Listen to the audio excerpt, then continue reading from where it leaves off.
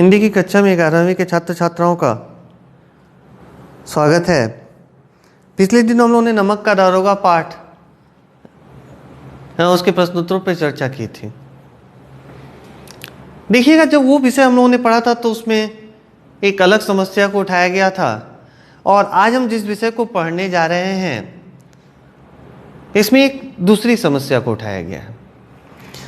कई बार स्थितियां ऐसी होती हैं जहां देखा जाता है कि अगर पिता डॉक्टर हैं तो पुत्र या पुत्री यानी बेटा या बेटी भी डॉक्टर बनी है, कोई ज़रूरी नहीं है। या अगर पिता व्यवसायी हैं तो पुत्र भी व्यवसायी बने या पुत्री भी व्यवसायी बने, ये जरूरी नहीं है। लेकिन यहाँ पे प्रश्न यह उठता है कि ये होना चाहिए जरूरी या नहीं। ये प्रश्न मैं आप लोगों के सामने उपस्थित कर रहा हूं, समक्ष रख रहा हूं। आपके क्या विचार हैं, आप ई पोर्टल जो चैट है उसके माध्यम से आप मुझे भेजिएगा। फिर इस पाठ पे तो हम लोग चर्चा करेंगे, इसको तो विस्तार से पढ़ेंगे ही कि क्या घटनाक्रम है और किस विषय को यहाँ पे उठाने की कोशिश की गई है।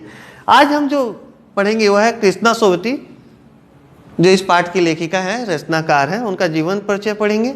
और पाठ जो है मियां नसरुद्दीन, उसका सारांश पढ़ेंगे, माने संक्षिप्त में पढ़ लेंगे सार उसका।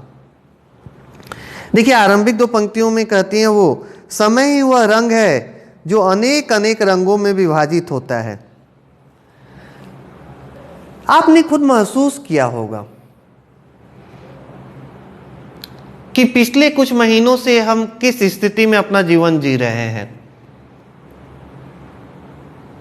तो जो जीवन हम जी रहे हैं और उससे पूर्व का जो हमारा जीवन था, अगर आपके सामने ये प्रश्न उठाया जाए कि दोनों में कौन सा अच्छा था, तो आपका उत्तर एक ही होगा कि पूर्व का जो हमारा जीवन था, यानी कोविड-19 जो ये कंडीशन जो अभी हमारे सामने जो उपस्थित हुई, स्थिति जो उपस्थित हुई है, उससे पूर्व का जीवन हमारा ज़्यादा अच्छा था। यानी सामान्य जीवन जो हम जी रहे थे वो ज़्यादा अच्छा था हमारे लिए। फिर कहते हैं कि इसीलिए यहाँ पे क्या है कि अनेक अनेक रंगों में विभाजित होता है। यानी जीवन में क्या होता है, सुख दुख, हताशा, निराशा, ये सभी चीज़ें आती और जाती रहती हैं। क्या होगा, मनुष्य वहीं थम जाएगा। आज जिस स्थिति से पूरा विश्व गुजर रहा है, क्या पूरा विश्व थमसा गया है, रुक सा गया है? नहीं, कदापि नहीं। आज इस समय से हम गुजर रहे हैं, ये समय भी बदलेगा। आप लोगों ने खुद देखा कि पहले लॉकडाउन की प्रक्रिया चल रही थी, अब क्या हो रहा है, अनलॉक की चल रही है धीरे धीरे। और मनुष्य क्या हो रहा है, धीरे धीरे सामान्य हो रहे हैं। इस बीमारी को लेकर जो मनुष्य जिस तरह से आतंकित था, क्या हो रहा है, अभी धीरे धीरे वो सामान्य स्थिति में लौट रहे हैं। वो डर, वो भय या वो आतंक आप कह ले, अभी मनुष्य के भीतर उस तरह से नहीं रह गई। लेकिन इसका अर्थ यह नहीं है कि हमें सावधानी नहीं बरतनी चाहिए।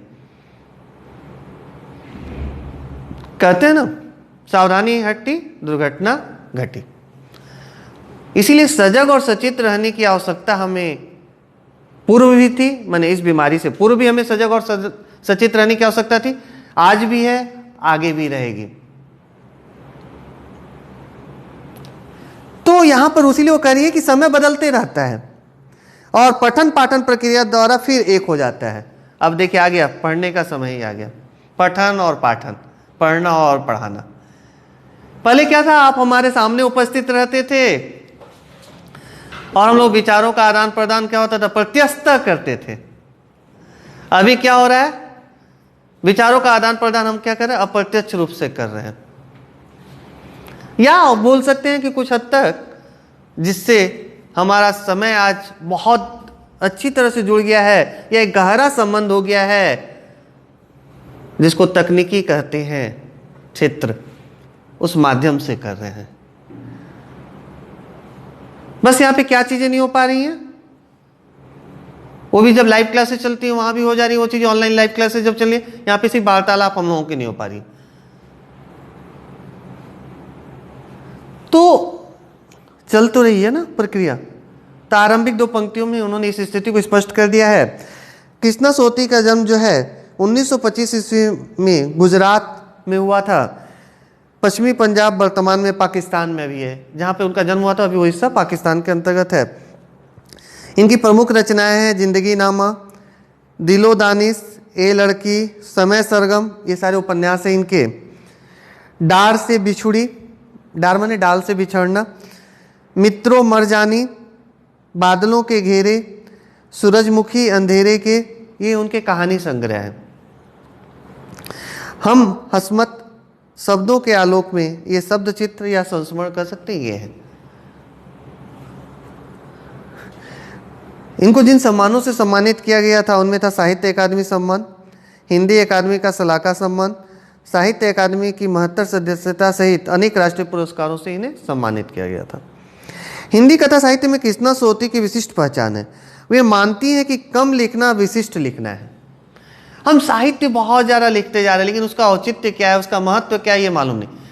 पाठक वर्ग के लिए वो कितना उपयोगी है, इस पर हम ध्यान ही नहीं दे रहे हैं। या पाठक वर्ग की जो मूलभूत समस्या है उनको हमने उजागर किया है या नहीं किया, इस पर भी हमारा ध्यान नहीं जाता है। यानी साहित्य अगर समाज से जुड़ेगा तभी वह समाज के लिए कल्याणकारी है, अन्यथा साहित्य लेखन का कोई औचित्य नहीं है। यही कारण है कि उनके संयमित लेखन और साफ सुथरी रचनात्मकता ने अपना एक नित नया पाठक वर्ग बनाया है। उनके कई उपन्यासों, लंबी कहानियों और संस्मरणों ने हिंदी के साहित्यिक संसार में अपनी दीर्घजीवी उपस्थिति सुनिश्चित की है। उन्होंने हिंदी साहित्य को एक ऐसे यादगार चरित्र दिए हैं जिन्हें अमर कहा जा सकता है, जैसे मित्रों, ये सारे चरित्र हैं, मित्रों, साहनी, हसमत आदि। भारत पाकिस्तान पर जिन लेखों ने हिंदी में कालजयी रचनाएं लिखी उनमें कृष्णा सोती का नाम पहली कतार में रखा जाएगा। मैंने पहली पंक्ति जब बनेगी, पहली लिस्ट जब बनेगी, सूची जब बनेगी, उनमें उनका नाम भी रहेगा, कृष्णा सोती का भी। बल्कि क्या कहना उचित होगा कि यशपाल के झूठा सच, राही मासूम रजा के आधा गांव और भीष्म साहनी के तमस के साथ साथ कृष्णा सोती का जिंदगी नामा इस प्रसंग में एक विशिष्ट उपलब्धि है। झूठा सच यशपाल की रचना है। मासूम रजा का आधा गांव और भीष्म साहनी के तमस, ये सभी रचनाएं जो हैं ऐतिहासिक हैं। सभी रचनाएं अपने आप में, ये सारे उपन्यास हैं जो महत्वपूर्ण हैं और उस समय की स्थिति के बारे में उसमें विस्तार से वर्णन किया गया है। मैं इस पर ज़्यादा विस्तार से नहीं जा रहा हूँ। उसी श्रेणी में इनका जिंदगी नामा भी आएगा, किसका? कृष्णा सोती का। संस्मरण के क्षेत्र में हम हसमत शीर्षक से उनकी कृति का विशिष्ट स्थान है, जिसमें अपने ही एक दूसरे व्यक्तित्व के रूप में उन्होंने हसमत नामक चरित्र का सृजन कर एक अद्भुत प्रयोग का उदाहरण प्रस्तुत किया है। माने कृष्णा सोती ने अपने, माने इनका 2 व्यक्तित्व था। जैसे हम कहते हैं ना कि इंसान के भी 2 चेहरे होते हैं।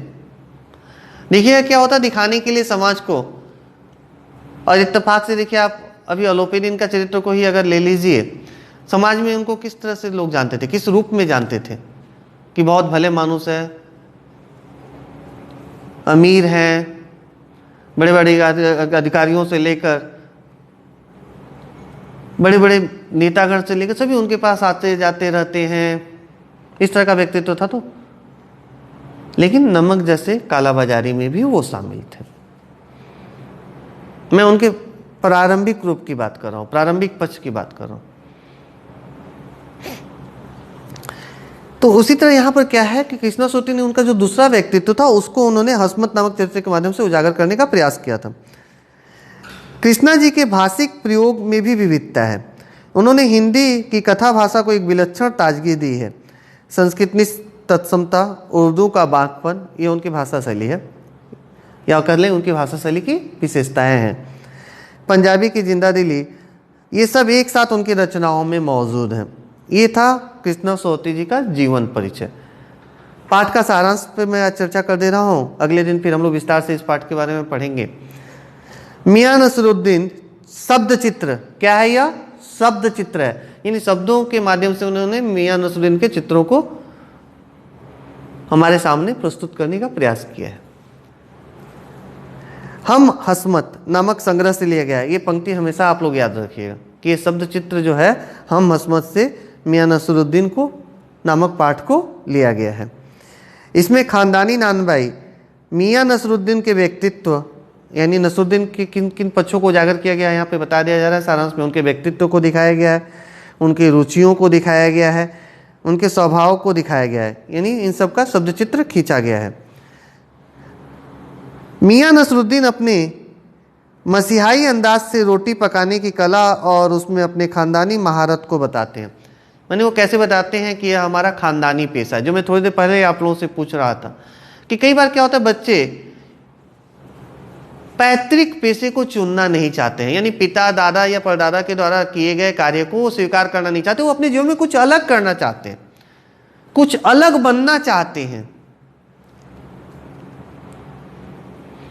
तो यहां पर वो अलग बनने की बात नहीं है, यहां पे जो नसरुद्दीन ने क्या किया, पैतृक पेशे को ही चुना है।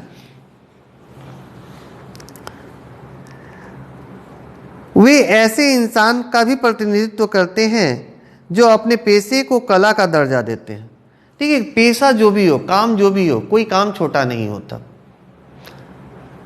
किसी भी कार्य को करने के लिए मन लगाने की आवश्यकता पड़ती है, तभी आपको उस कार्य में निपुणता प्राप्त होगी या सफलता प्राप्त होगी। तो यहां भी उससे अपने पेशे को क्या होता था, ये कला मानते थे। अब अगर विभिन्न प्रकार की रोटियां कोई बना रहा है तो वो तो कला ही है उसकी,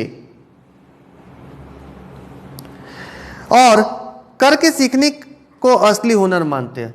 और बोलते हैं जब तक हम उसको अभ्यास नहीं करेंगे, उस कार्य को करने की कोशिश नहीं करेंगे, तो हमें सफलता कैसे प्राप्त होगी। तो ये था मियाँ नसरुद्दीन नामक पाठ का सारांश।